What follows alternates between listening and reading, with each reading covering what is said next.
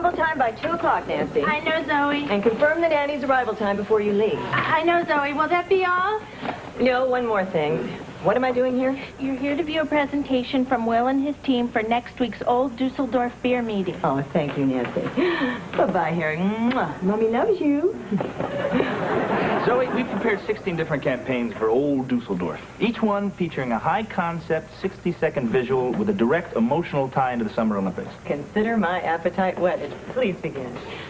Oh, Bobby, you're just in time to hear Will and his team present their Old Dusseldorf work. Anything you'd like to say before we get started? Get George Wendt.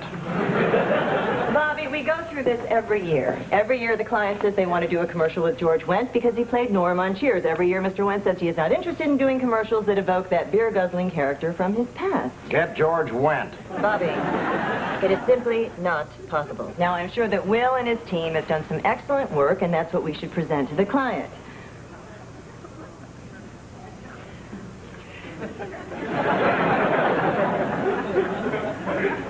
Get George Wendt. You struggle, you stress. You want more, you get less. Still you try.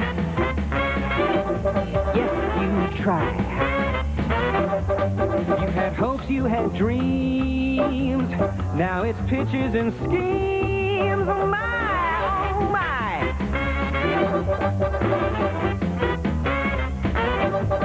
You think big, you fall flat. It's a race, you're the rat. Nothing really makes sense till you swing for the fence. You get by.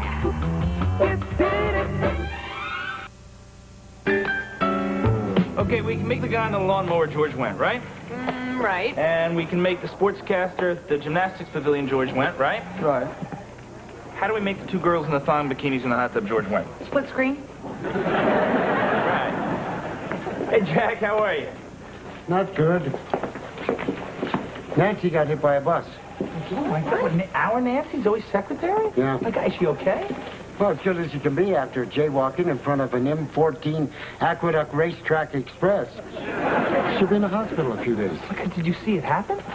I felt it happen. I was on the bus. God. I rode with her in the ambulance and stayed with her at St. Vincent's until her husband showed up. Oh, gee, poor Nancy. Oh, poor Jack. I missed the Daily Double, Will. Now I gotta pretend to do some work around it.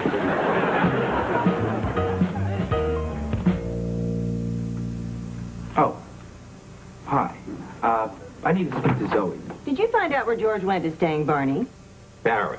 Not yet, Miss Hellstrom. Well, make that a priority. He's in town doing Letterman. Yeah, so I just came up to make sure you heard about Nancy. Yes, I know. Her husband called. That's why I hired a temp. You see, the temp, he's here because the work didn't vanish just because Nancy did.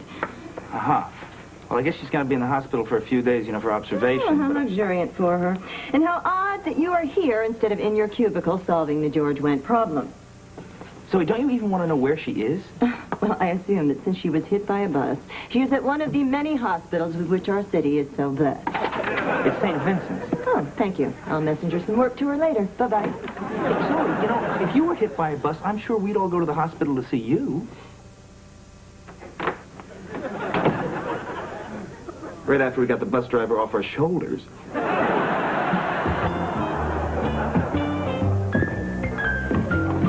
Ron, have you seen Will Hennessy or his team? No, Zoe. But, well, you know creatives. I mean, if they're not in the basement sneaking booze or on the roof smoking pot. Where the hell have you been? As if we didn't know. Check the pupils. If the pupils are dilated, it means one thing. Wacky tobacco. We were visiting Nancy at the hospital on our lunch hour. In the middle of a workday. Unfortunately, that's when the lunch hour occurs. Well, while you were chewing the fat with Nancy, George Wendt called and agreed to meet us for dinner tonight.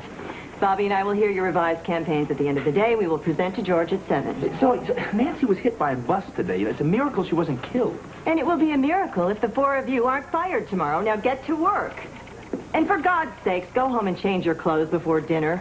I'd hate to show up at the restaurant with the road company of Pippin. Can you believe her? In the hospital, she doesn't even care. I know, she's a monster. Don't you dare say those things about Zoe. I mean, she cares for Nancy, just as she cares deeply for all of us. Well, she is probably the finest person I know. Hey, Ron, you can save your breath. She's gone. Yeah, well, she could be back any minute. That bitch moves on cat feet.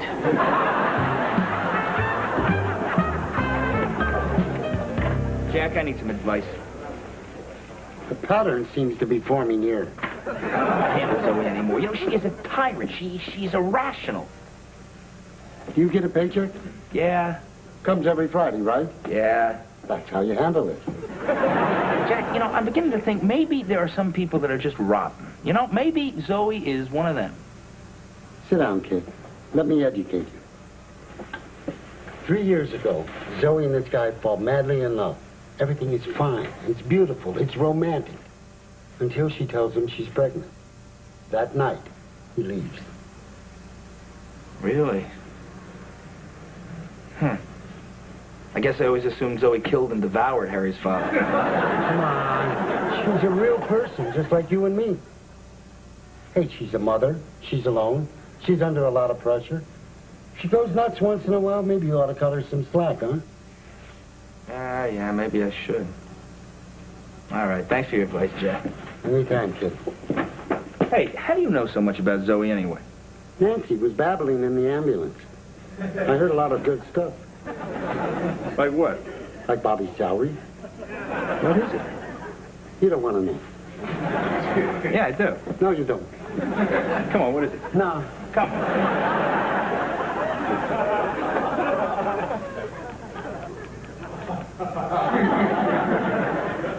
God almighty, the guy doesn't even say anything. All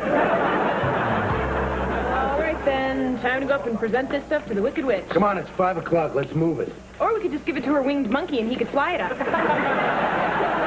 Listen, don't call Zoe the Wicked Witch, How huh? about bitch on wheels? Yeah, Hellcat from outer space. I don't want you to call her any names. Look, I don't like her behavior any more than you guys do. It's just, you know, we don't know what may or may not be going on in her personal life, so just, you know, we should cut her some slack. Ease up on her. Are you doing her?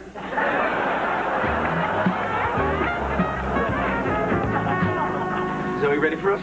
Beats me. I'm fired. You're kidding me. Why? Coffee's not hot enough, typing's not fast enough, filing's not neat enough. Bottom line, I'm not Nancy enough. But between you and me, I'm plenty Nancy. Are you just going to let that ring? Zoe Hellstrom's office? It's your nanny. Well, why isn't she here yet? Well, why aren't you here yet? She can't babysit. Why not? Why not? She has to go home. Home? That's an island in the Westward Antilles. Justine, what is going on? Well, that is not my problem. Well, you are just going to have to postpone your journey. But hello? Hello? Well, she has to fly back home because there's been a revolution on her island and her father was arrested for opposing the provisional government. Why does every sad and ridiculous thing have to happen to me? What hospital is Nancy in? St. Vincent. Fine. Get me St. Vincent's Hospital. Let me just tell you something. Nancy picked a very, very bad day to tango with the M14. The pitch to George went, I'm having a babysitter crisis. Yes, I need room, 1737. room 1737. Yes, hello. Is Nancy there? Oh, well, when she gets back from X-ray, would you tell her that Zoe Hellstrom called and she is fired? Thank you. I can't believe you just did that. I need a secretary who is here to take care of things. What I don't need is a secretary who winds up in the hospital every time she gets hit by a bus. Is a big mistake. Yeah, well, it is none of your business. So you're acting crazy. Oh, am I? I'm sorry. I guess I'm just reacting to the fact that I have to pitch to George Wendt in an hour, and I have no one to take care of my child. But this is not a problem you have to fire Nancy over. We can solve this. All right, look, guys, does one of you mind staying with Harry tonight? Please? You can come in late tomorrow. I'll do it. Great. Okay, you see, Jody will watch Harry. Jody? This Jody? Yes. Out of the question. Dear, what's your name? Dale. Dale. Okay, Dale will watch Harry, and Jody will watch Dale. Here are the numbers. This is the number of my pager, the number of my cell phone, the number of the restaurant. The pediatrician's name is on the table. Harry gets his formula at 7:30. He'll have juice at 8. And why aren't you writing this down? Because you terrify me and I remember everything you say. Good answer. Okay, let's go.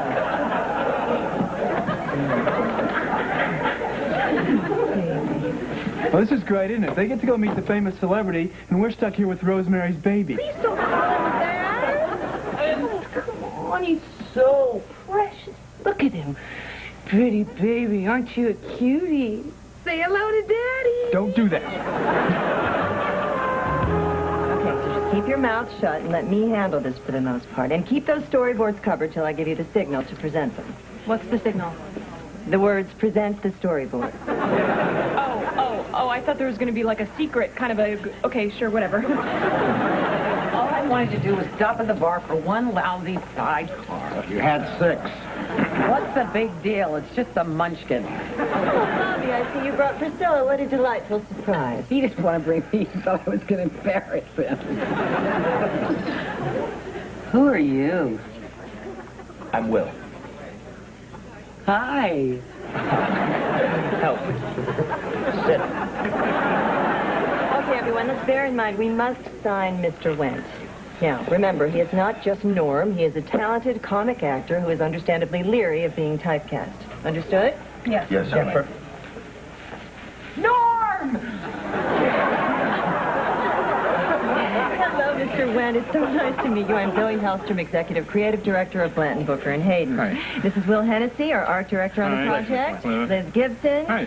Ron Nash. Big fan. And our Chairman and CEO, Bobby McDermott, and Mrs. McDermott. Call me Prissy. Park it here, button. You sit down right next to Prissy. I don't have much choice, do I? Do I?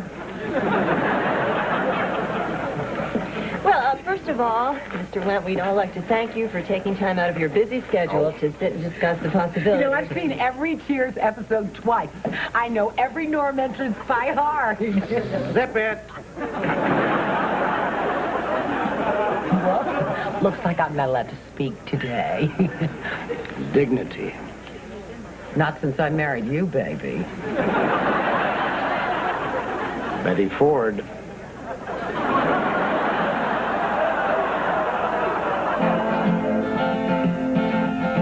No reason to cry, Harry, my boy. Your mother's the boss, you're her pride and joy. You're one lucky boy, the son of the boss, sir. My only advice is don't ever cross her. Jody, that was so great. Stop crying. You want to hold him? No, he's too little and delicate. I'll hold him when he's older, like 18. I have a feeling when he's 18, he's not going to want to be held by an older man. Are you kidding? With that mother and no father in the picture? Come on, Jody. Come on, just hold the baby. There. Hey. How's that feel?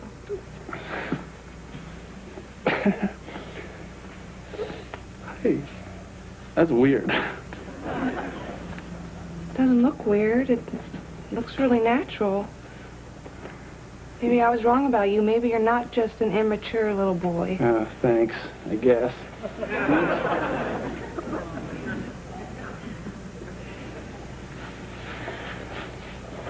Well, this is cozy, isn't it? Cozy? I mean, you and me just sitting here holding our baby.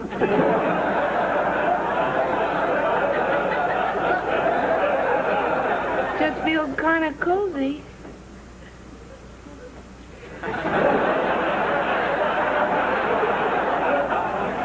Uh-oh. All right, then the announcer says, George Wendt, you have just won the gold medal. What are you going to do now? And you say, I'm going to get me an old Dusseldorf light. Superb. Just superb. Yeah, it is very good, but isn't it a little like the Disneyland thing? Yeah, isn't it? Think of it as an homage. Right, that's what the Cheers writers would say whenever they ripped off an old Dick Van Dyke plot. So, Mr. Wendt, what do you say? Are you ready to make one of the funniest commercials in history? My career here is going in different directions. I'd like to try movies and plays and that sort of thing. So, I don't know if I really want to revive the Norm image. Are you saying no to us, Mr. Wendt? Well, I'm not saying anything right now. I'd like to go home and sleep on it overnight, talk it over with my wife, and get back to you tomorrow. Completely understandable. We want you to feel comfortable. Just give us a jingle tomorrow. Oh, give me a break. This has been the worst day of my life, and I want to know now. I beg your pardon? Well, what's it going to be, George? I mean, what is it with this sudden attack of principle? Get off your high horse. Well, Cheers wasn't that good a show anyway. You know, we did win a few awards. For what? I mean, will Sam make it with Diane? Gee, I don't know. Maybe yes, maybe no, maybe yes, but maybe no. Or is Sam and Rebecca going to get together? Yup, I think so. Nope, maybe not. Well, not in this episode. I mean, give me a break. Blowing it. All right, is this one of those Ed McMahon practical joke things? Huh? Have I sunk that low? You know, the joke is that you don't know a good thing when it bites you in the ass. Okay, I'll do it. Really? No, are you nuts? You just insulted me. Look, I'm really...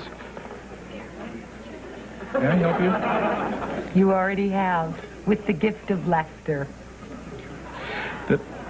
Would you please remove your hand from my thigh? That's not your thigh, sugar. I know it's not my thigh. I'd like to thank you all for a lovely evening, okay? Flattered that you're interested in me. It's been fun and very weird. If you don't mind, I'm going to go to my hotel now. What hotel are you staying at, sugar? Staying at... My God, I almost told you.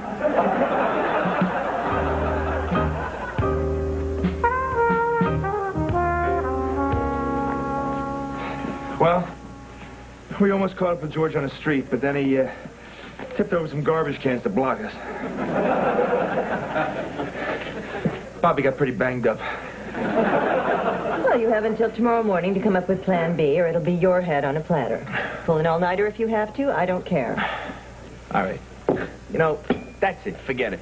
Zoe, I am sorry that you're a single mother. You know, I am sorry that that guy bugged out on you. Excuse me? You know what? It's not our problem. Why don't you just pull yourself together? How dare you meddle with my private life? For your information, I am doing fine as a single mother, and I never had any expectations with regard to Harry's father. Not that it's any of your business. And how come you're being such an incredible bitch? If I am being unusually strong-spirited, maybe it's because someone very important to me was in an accident today. Well, Bobby, he just skinned his knee. No, not Bobby. Nancy, my secretary, remember her? Or are you so callous you've forgotten? Me? Callous? Oh, yeah, that's right. I guess that's because I didn't go down to the hospital because I fired her. Oh, wait a minute. I forgot. That was you.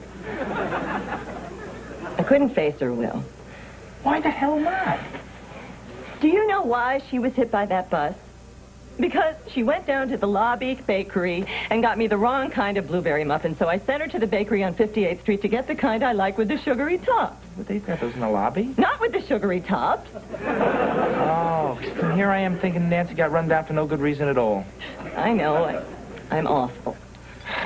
No, Zoe, you're feeling guilty. Why don't you just go down to the hospital, tell Nancy she's not fired, and tell her you're sorry? I can't. Why? Because I'd lose it, and Zoe Hellstrom does not lose it. Maybe she should. Zoe Hellstrom does not lose it because I am always strong. I am always in control. There is never a chink in the armor, no matter what the circumstance. I'll call you a cab. Okay.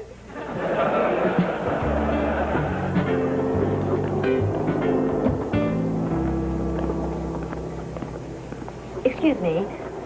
I'm looking for my dear friend Nancy. Last name? I want to say Fisher. Fishman?